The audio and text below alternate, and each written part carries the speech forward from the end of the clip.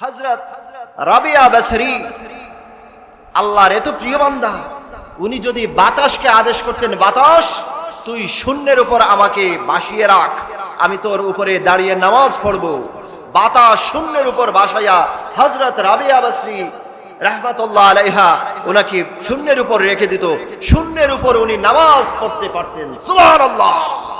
বাতাসের উপর। একজন মানুষ বলল, রাবিয়া গো, আপনি এত ক্ষমতা কিভাবে অর্জন করলেন? কই কি ক্ষমতা দেখলাম? কই এই যে কিছুক্ষণ আগে আপনি বাতাসের উপরে দাঁড়ায়া নামাজ পড়লেন, কই এটা একটা ক্ষমতা হইল নি? সামান্য একটা মাছিও তো এই ক্ষমতা রাখে, একটা মাছিও তো বাতাসের উপর দাঁড়াইতে পারে, এটা কি আর একটা ক্ষমতা হইল? এটা তো কিচ্ছু না, দুনিয়ার ক্ষমতা কিচ্ছু না ভাই। সকল ক্ষমতার মালিক একমাত্র আল্লাহ। সেই রাবিয়া বসরি রাহমাতুল্লাহ আলাইহা উনি সাধারণ জীবন যাপন করতেন। ওনার ঘরের মধ্যে দেখা যেত দিনের পর দিন খাবার থাকতো না, ওনার ঘরের মধ্যে ভালো কোনো জামা পোশাক ছিল না, ভালো কোনো বিছানাপত্র ছিল না, অত্যন্ত সাদাসিধে জীবন যাপন করতেন। অনাহারে অর্ধাহারে দিনের পর দিন সাধারণ ছেঁড়া কাপড়, ছেঁড়া পোশাক পরিধান করে দিনের পর দিন পার করে দিতেন। হিলিয়াতুল আউলিয়ার মধ্যে উল্লেখ আছে এবং তাজকিরাতুল আউলিয়া গ্রন্থদ্বয়ের মধ্যে উল্লেখ আছে, শহরের একজন ধনাঢ্য ব্যক্তি, একজন নামি দামি লোক হযরত রাবিয়া বসরির কাছে আগমন করলো, এসে বলল, রাবিয়া বসরি গো, আপনি যদি আমাকে অনুমতি দেন, আপনার সুন্দর একটা থাকার ব্যবস্থা করে দিতে পারি, আপনার সুন্দরভাবে সচ্ছলভাবে জীবনযাপনের ব্যবস্থা করে দিতে পারি, আপনি শুধু একবার অনুমতি দেন। তিনি সাথে সাথে জবাব দিলেন, রে আল্লাহর বান্দা, তুমি কি জানো না আমি বিশ্ব পরওয়ারদিগার আল্লাহর বান্দি? আল্লাহ কি আমাকে ভুলে গেছেন নাকি? আল্লাহ কি আমাকে ভুলে গেছেন যে আমি তোমার কাছে চাইব? তুমি তো দুনিয়ার সাধারণ একজন মানুষ, দুনিয়ার সাধারণ একজন জীব, সাধারণ মানুষ, তোমার কাছে আমি সাহায্য চাইব কেন? আমার যদি সাহায্য চাওয়ার দরকার মনে করি, আসমান এবং জমিনের মালিক যিনি, আমার প্রতিপালক, আমার রব আল্লাহর কাছেই আমি সাহায্য চাইব। রব্বুল আলামিন পবিত্র কোরআনুল কারীমের মধ্যে ঘোষণা করেন, আলাম তা'লাম আন্নাল্লাহা লাহু মুলকুস সামাওয়াতি ওয়াল আরদ। তুমি কি জানো না আকাশ এবং জমিনের একচ্ছত্র ক্ষমতার মালিক হলেন আল্লাহ। আকাশ এবং জমিনের সকল কিছুর রাজত্ব একমাত্র আল্লাহর হাতে, তুমি কি জানো না? ওয়ামা লাকুম মিন দুনিল্লাহি মিন ওয়ালিয়্যিন ওয়ালা নাসীর। আল্লাহর রোশানলে কেউ যদি পড়ে যায়, তার ব্যাপারে আমার আল্লাহ সতর্ক করে বলছেন, ওগো রাসূল, আপনি জেনে রাখুন, আল্লাহর অভিভাবকত্ব এবং আল্লাহর সাহায্য ছাড়া অন্য কোনো সাহায্য আপনি পাবেন না। রাসূলকে জানাইয়া দিচ্ছেন, আল্লাহ হচ্ছেন আপনার অভিভাবক, আল্লাহই হচ্ছে আপনার সাহায্যকারী, উনাকে ছাড়া কাউকে অভিভাবক রূপে পাবেন না, সাহায্যকারী হিসাবে পাবেন না। রাসূলুল্লাহ যদি কাউকে অভিভাবক না পান, সাহায্যকারী না পান, তাহলে আমরা আশা করি কিভাবে? বলেন, আমরা কিভাবে আশা করতে পারি?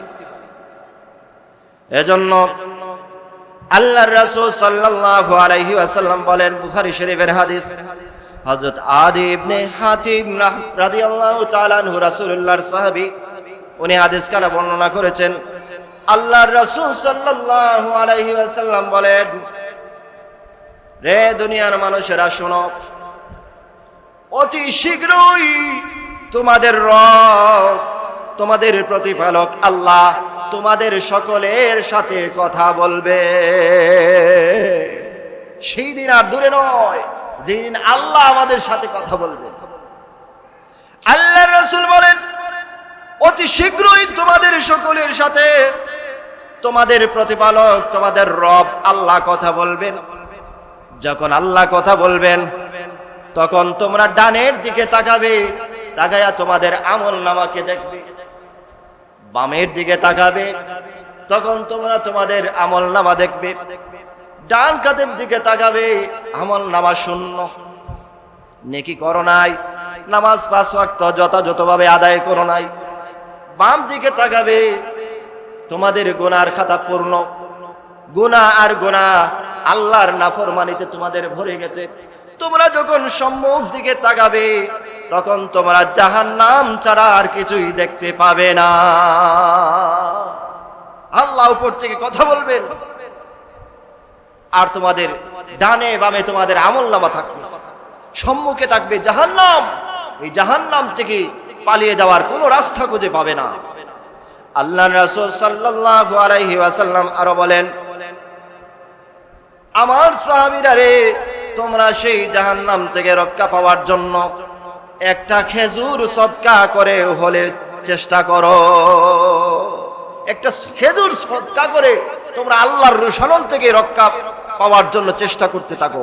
অথবা অন্য বর্ণনায় আসছে আল্লাহর রাসূল সাল্লাল্লাহু আলাইহি ওয়াসাল্লাম বলেন, তোমরা একটা উত্তম কথা বলেও হলেও আল্লাহর রোশানল থেকে রক্ষা পাওয়ার জন্য চেষ্টা করো। সুবহানাল্লাহ। আমরা যদি ভালো ভালো কথা বলতে পারি, আমরা যদি গরিব অসহায় মানুষের সাহায্য সহযোগিতা করতে পারি, মানুষকে আল্লাহর দ্বীনের দিকে আহ্বান করতে পারি, মানুষকে নামাজের কথা বলতে পারি, মানুষকে সত্যের উপদেশ দিতে পারি, মানুষকে সবরের নির্দেশ করতে পারি, অন্যায় কাজ থেকে বিরত রাখার জন্য চেষ্টা করতে পারি, তাহলে এই কাজ, এই কথাগুলা আল্লাহর রোশানল থেকে নাজাত পাওয়ার ওসিলা হয়ে যেতে পারে। বুখারী শরীফের 2753 নম্বর হাদিস, হযরত আবু হুরায়রা রাদিয়াল্লাহু তাআলা আনহু হাদিস কানা বর্ণনা করেছেন।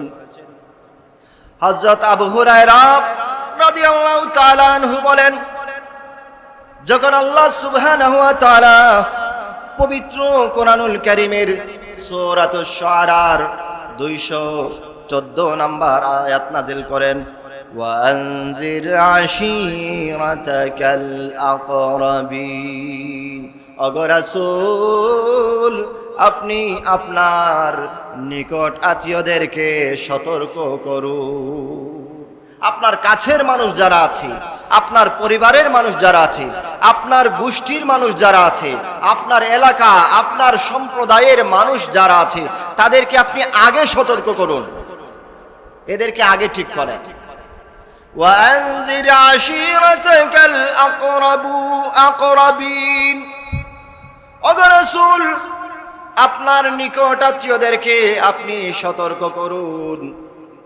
যখন এই আয়াতখানা নাজিল হয়ে গেল, সাথে সাথে আল্লাহর রাসূল সাল্লাল্লাহু আলাইহি ওয়াসাল্লাম দাঁড়ালেন, দাঁড়িয়ে উচ্চ স্বরে ঘোষণা করলেন, রে আমার গোত্র কুরাইশ সম্প্রদায়ের লোকেরা শোনো, তোমরা আল্লাহর নাফরমানি থেকে, আল্লাহর অবাধ্য থেকে বেঁচে থাকো।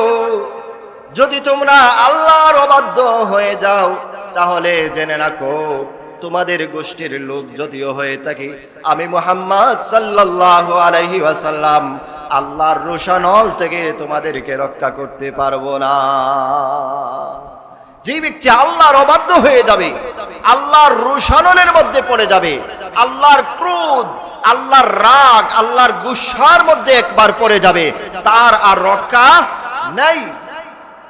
কুরাইশদেরকে উদ্দেশ্য করে বলেন, রে কুরাইশ গোষ্ঠীর লোকেরা, কুরাইশ সম্প্রদায়ের, শোনো, তোমরা আল্লাহর রোশানল থেকে বেঁচে থাকো। জেনে রাখো, তোমরা যদি আল্লাহর নাফরমানিতে লিপ্ত হয়ে যাও, আল্লাহর রোশানলের মধ্যে পড়ে যাও, তাহলে আমি মুহাম্মদ সাল্লাল্লাহু আলাইহি ওয়াসাল্লাম তোমাদেরকে রক্ষা করতে পারবো না। এরপরে আল্লাহর রাসূল সাল্লাল্লাহু আলাইহি ওয়াসাল্লাম কুরাইশদের অন্যতম একটা শাখা বনু আব্দে মনাফকে উদ্দেশ্য করে বলেন, যেই শাখার মধ্যে আল্লাহর রাসূল সাল্লাল্লাহু আলাইহি ওয়াসাল্লাম পৃথিবীতে আগমন করেছেন, তার নিজের গোত্র কুরাইশ বংশের সেই গোত্র বনু আব্দে মনাফকে উদ্দেশ্য করে বলেন, রে বনু আব্দে মনাফের লোকেরা, তোমরা আল্লাহর ক্রোধ থেকে বেঁচে থাকো, আল্লাহর নাফরমানি থেকে বেঁচে থাকো। যদিও আমি তোমাদের কাছের মানুষ, তথাপি তোমরা যদি আল্লাহর রোশানলের মধ্যে পড়ে যাও, আমি মুহাম্মদ সাল্লাল্লাহু আলাইহি ওয়াসাল্লাম তোমাদেরকে রক্ষা করতে পারবো না। আল্লাহর রাসূল সাল্লাল্লাহু আলাইহি ওয়াসাল্লাম তাকিয়ে দেখলেন ওনার চাচা ওনার কাছেই উপস্থিত রয়েছেন। রাসূলুল্লাহ সাল্লাল্লাহু আলাইহি ওয়াসাল্লাম চাচার দিকে তাকিয়ে বললেন, ও আব্বাস ইবনে আব্দুল মুত্তালিব, শুনেন, আপনি আল্লাহর অবাধ্য হবেন না, আল্লাহর নাফরমানি করবেন না। যদি আল্লাহর নাফরমানি করেন, আল্লাহর অবাধ্য হয়ে যান, তাহলে আমি মুহাম্মদ সাল্লাল্লাহু আলাইহি ওয়াসাল্লাম আল্লাহর ক্রোধ থেকে, আল্লাহর গুসা থেকে আপনাকে আমি রক্ষা করতে পারবো না। নিজের চাচাকে বলতেছে। পাশেই দেখলেন দাঁড়িয়ে আছেন নিজের একজন ফুফু। রাসূলুল্লাহ সাল্লাল্লাহু আলাইহি ওয়াসাল্লাম ফুফুকে বললেন, সাফিয়া, আল্লাহর রাসূলের ফুফু শুনেন। সুবহানাল্লাহ, হাদিসের কি ভাষা! আল্লাহর রাসূল বলতেছেন, ও সাফিয়া, আল্লাহর রাসূলের ফুফু শুনেন, আপনি যদি আল্লাহর নাফরমানি করেন, আল্লাহর অবাধ্য হয়ে যান, বাতিজা মুহাম্মদ আপনাকে রক্ষা করতে পারবে না। আল্লাহর রাসূল সাল্লাল্লাহু আলাইহি ওয়াসাল্লাম আবার দৃষ্টি নিক্ষেপ করে দেখলেন ওনার কাছেই রয়েছেন হযরত মা ফাতিমা রাদিয়াল্লাহু তাআলা আনহা, রাসূলুল্লাহ সাল্লাল্লাহু আলাইহি ওয়াসাল্লামের আদরের মেয়ে, আদরের দুলালি। ফাতিমাকে লক্ষ্য করে বলেন, ও ফাতিমা, তুমি এই দুনিয়াতে যা কিছু চাওয়ার আমার কাছে চেয়ে নাও, যত সম্পদ, যত টাকা পয়সা ইচ্ছা, যত কিছু ইচ্ছা তুমি আমার কাছে চেয়ে নাও, আমি তোমাকে দিয়ে দেব।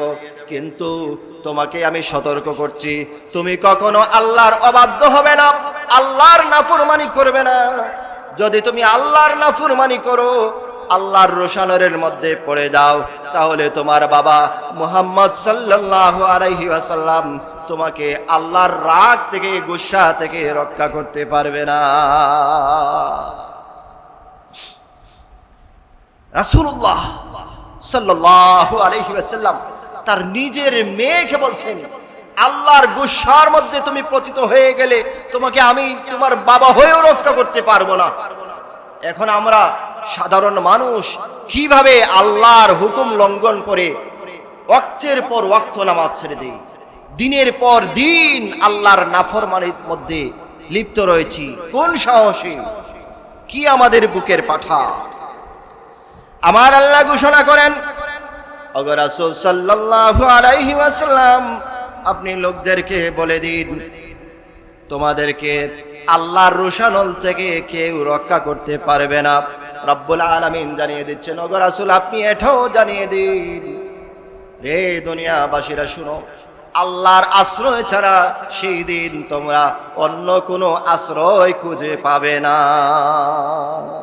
আপনি যেই হন, রাসূলুল্লাহর কাছের মানুষ হোক, রাসূলুল্লাহ সতর্ক করছেন, যতই কাছের মানুষ হও না কেন, তুমি চাচা হও না কেন, তুমি ফুফু হও না কেন, তুমি আমার মেয়ে হও না কেন, তুমি আমার গোষ্ঠীর মানুষ হও না কেন, তুমি আমার সম্প্রদায়ের মানুষ হও না কেন, আল্লাহর ক্রোধের মধ্যে, আল্লাহর রোশানরের মধ্যে যদি তোমার নাফরমানির কারণে পড়ে যাও, আমি মুহাম্মদ সাল্লাল্লাহু আলাইহি সাল্লাম তোমাকে রক্ষা করতে পারবো না। যেমনটা পারেন নাই হযরত নূহ আলাইহিস সালাম তার পুত্র, নূহ আলাইহিস সালাম তার পুত্র কেনানকে বললেন, বাবা কেনান রে, আমার আদরের সন্তান কেনান, তুমি ইসলাম গ্রহণ করো। কেনান নূহ আলাইহিস সালামের কথা মানলো না, ইসলাম গ্রহণ করলো না। আল্লাহর নবী নূহ আলাইহিস সালাম জানিয়ে দিলেন, যারা ইসলাম গ্রহণ করবে না, আল্লাহর অবাধ্যচারণ করবে, আল্লাহর নাফরমানি করবে, তাদেরকে মহাপ্লাবন আসবে, সবাইকে ডুবিয়ে মারবে। তারপরেও নূহ আলাইহিস সালামের নিজের ছেলে কেনান, ছোট ছেলে কেনান, সে নূহ আলাইহিস সালামের কথা মানলো না। প্লাবন শুরু হয়ে গেছে, পানি আর পানি সমস্ত দেশ বুড়িয়ে নিচ্ছে, থই থই করছে। এবার নূহ আলাইহিস সালাম পুত্র কেনানকে বলছেন, কেনান রে, ও কেনান, তুমি আর আল্লাহর নাফরমানি করো না রে। ও কেনান, তুমি আর আল্লাহর নাফরমানি করো না। হযরত নূহ আলাইহিস সালাম কত সুন্দর ভাষায় তার নিজের আদরের ছেলেকে বলছিলেন, সেই কথা আল্লাহর কাছে এত পছন্দ হয়েছে। আমার আল্লাহ পবিত্র কোরআনুল কারীমের 11 নম্বর সূরা সূরাতুল হুদের 42 নম্বর আয়াতে সেই কথাটা হুবহু কোট করে দিয়েছেন। সুবহানাল্লাহ। হযরত নূহ আলাইহিস সালাম তার ছেলেকে বললেন, রে আমার আদরের সন্তান, দেখো পানি থই থই করছে, তুমি আর দূরে সরে থাকো না, চলে আসো, দ্রুত চলে আসো, আমার নৌকার মধ্যে উঠো। নৌকা পানির উপর ভাসতেছে, তুমি আর দেরি করো না, তাড়াতাড়ি আমার নৌকার মধ্যে আরোহণ করো। তুমি কাফেরদের সঙ্গী হয়ো না, কাফেরদের সাথে আর থেকো না, এখন আর সময় নাই, তাড়াতাড়ি চলে আসো। ছেলে কেনান তখন বলল, বাবা নূহ, ও আপনি প্লাবনের কথা বলছেন, এই প্লাবন তো নিম্নাঞ্চলে এসেছে, আমি পাহাড়ের উপর উঠে যাব, আমি পাহাড়ের উপর উঠে যাব, পানি আমাকে ধ্বংস করতে পারবে না। এই বলে সে পাহাড়ের মধ্যে উঠা শুরু করলো। উঁচু একটা পর্বত, সেই পর্বতের মধ্যে আরোহণ করা শুরু করে দিল। তার এই অদ্ভুত আচরণ, আল্লাহর অবাধ্যতা আল্লাহ পছন্দ করলেন না। নবীর সন্তান হওয়া সত্ত্বেও আমার আল্লাহ পানিকে নির্দেশ করলেন যে পানি বড় একটা ঢেউ তুলে ঢেউয়ের মধ্যে কেনানকে ভাসিয়ে নিয়ে যা। এমন একটা ঢেউ চলে আসলো, ঢেউয়ের ধাক্কায় কেনান কোথায় যে হারিয়ে গেল। ঢেউ হযরত নূহ আলাইহিস সালামের চক্ষু থেকে পুত্র কেনানকে মুহূর্তের মধ্যে আড়াল করে দিয়েছে, কোথায় যে নিয়ে গেছে কোনো ঠিক ঠিকানা নাই। সুবহানাল্লাহ, সুবহানাল্লাহ। হযরত নূহ আলাইহিস সালাম বলেন, قال لا عاصم اليوم من أمر الله إلا من رحم। নূহ আলাইহিস সালাম বললেন, আজ আল্লাহর রোশানল থেকে কেউ তোমাদেরকে রক্ষা করতে পারবে না। আল্লাহর ক্রোধ আজকে এসে গেছে। আজকের এই দিনে আল্লাহর ক্রোধ থেকে কেউ রক্ষা পাবে না। যখন আমরা কিয়ামতের ময়দানে আল্লাহর সম্মুখে হাজির হব, তখন আল্লাহ কাহার নাম ধারণ করবেন, জব্বার নাম ধারণ করবেন। তখন আল্লাহ তাআলার ক্রোধান্বিত থাকবেন। হাদিস শরীফের মধ্যে এসেছে, আল্লাহ তাআলা তখন এত ক্রোধান্বিত থাকবেন যে বান্দা আল্লাহর দিকে তাকানোরই সাহস করবে না। এত ক্রোধান্বিত থাকবেন, এত রাগান্বিত থাকবেন। সেই কঠিন ময়দানে যদি আমরা দুনিয়াতে আল্লাহর নাফরমানি করে আল্লাহর ক্রোধের মধ্যে পতিত হয়ে যাই, সেদিন আমাদের কোনো রক্ষা পাওয়ার উপায় থাকবে না। আর এখন যদি আমরা আল্লাহর হুকুম মেনে আমাদের জীবনটাকে পরিচালনা করি, আল্লাহর নির্দেশ মতো 5 ওয়াক্ত নামাজ যথাযথভাবে আদায় করতে পারি, আল্লাহর প্রত্যেকটা হুকুম আহকাম আমাদের জীবনে আমরা বাস্তবায়ন করতে পারি, আশা করা যায় সেই দিন আল্লাহ সুবহানাহু ওয়া তাআলা আমাদের দিকে তার রহমতের দৃষ্টি প্রসারিত করে তাকাবেন। আল্লাহ তাআলা আমাদের সবার উপর রহমত নাজিল করুন, আমাদেরকে তৌফিক দান করুন, যেন আল্লাহর নির্দেশ মতো আমাদের জীবনটাকে পরিচালনা করতে পারি। সকলে বলি আমিন। ওয়া আখির দাওয়ানা আনিল হামদুলিল্লাহি রাব্বিল আলামিন।